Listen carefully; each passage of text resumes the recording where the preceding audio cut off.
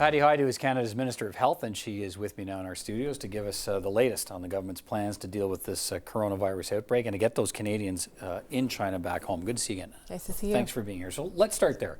Where are you as a government in the process of trying to repatriate these Canadians and get them back to this country? So we're moving along. We've secured a plane, as you know. We have confirmation from the Chinese authorities that we can land the plane in Wuhan. Now we're just waiting for a time slot to actually be able to begin the process of boarding. And in the meantime, consular services are working with the families in Wuhan and the region to make sure that they understand what their obligations on their end will be, including getting to the airport, figuring out what assistance they'll need for that, and understanding what kinds of documentation they'll need on the Chinese side. So are we talking a matter of hours ambitiously here, or are we talking still days? Well, it's hard to predict because it really largely rests in the control of the Chinese government right now. The Wuhan airport, as you know, is completely shut down for any commercial flights, and they are still using it to receive medical supplies and other supplies that they're running low of in the city. So we're working within their timeline. Obviously, as quickly as possible is our preference. Okay. I mean, try and walk me through a little bit. Why is the approval process taking so long? You're waiting on the Chinese, but what's involved in that? Explain to people watching who think, like, why isn't this getting done? Mm-hmm.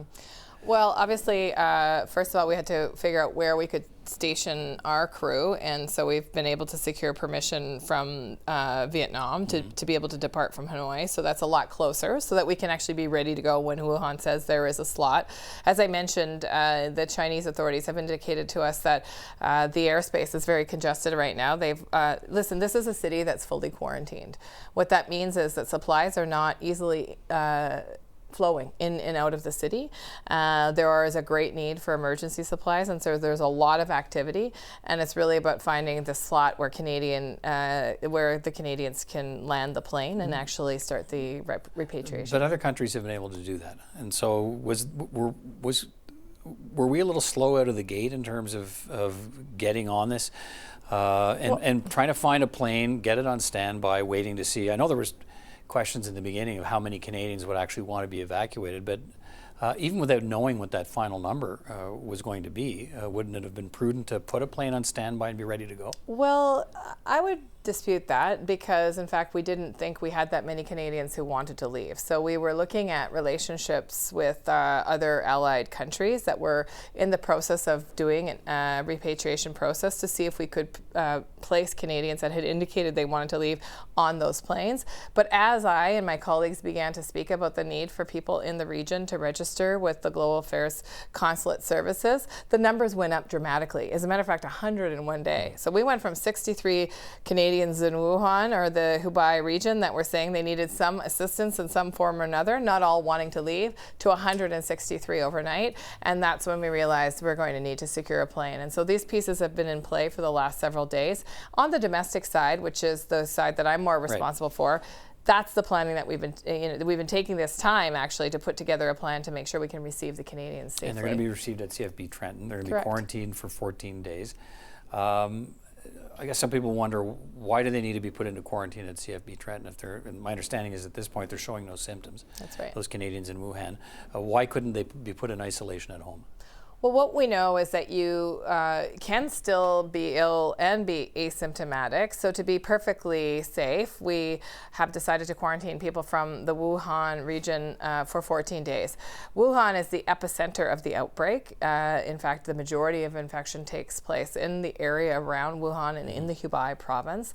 And for an abundance of caution, for theirs and for the safety of all other Canadians, 14-day quarantine is appropriate. And what is that going to look like? So that's why Trenton, what are they facing at Trenton? So Trenton was selected because it does have the capacity to house that number of people in individual apartment-like settings, if you will. The rooms are comfortable, but they are private. And so we can actually keep people separate, but we can also support them with their needs. We'll have staff on site from public health staff, other medical professionals, as well as mental health staff and social supports for all of the people returning. You have to remember that people are returning in some cases who haven't been living in Canada for a while. They might be students or they might be on a contract working in China. So all of that will need to get sorted out. And this has been a very traumatic traumatic experience for them. They've been essentially locked down in a city for quite some time without any certainty about whether or not they're going to be able to meet their own basic needs in Wuhan, never mind once they return to Canada, getting sorted out in their lives. The U.S. has declared a health emergency and banned entry to any foreigners who've traveled to China in the past 2 weeks. New Zealand, Australia, 8 other countries have done the same. Canada's not doing that, and you explained today why not.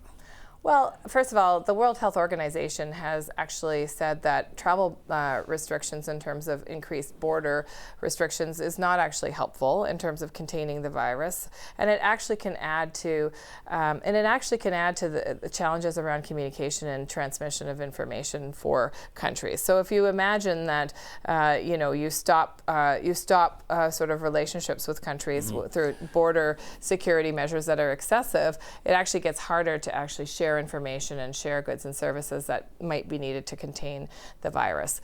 Secondly, we have a very thorough screening process at the airports. We have, for the entire region of Hubei, we have an additional question on the kiosk. We've got public health professionals partnered with CBSA. We're providing information both verbally and in a written form to people who are arriving, so they know what to look for and they know what symptoms to report and how to do that in a safe measure.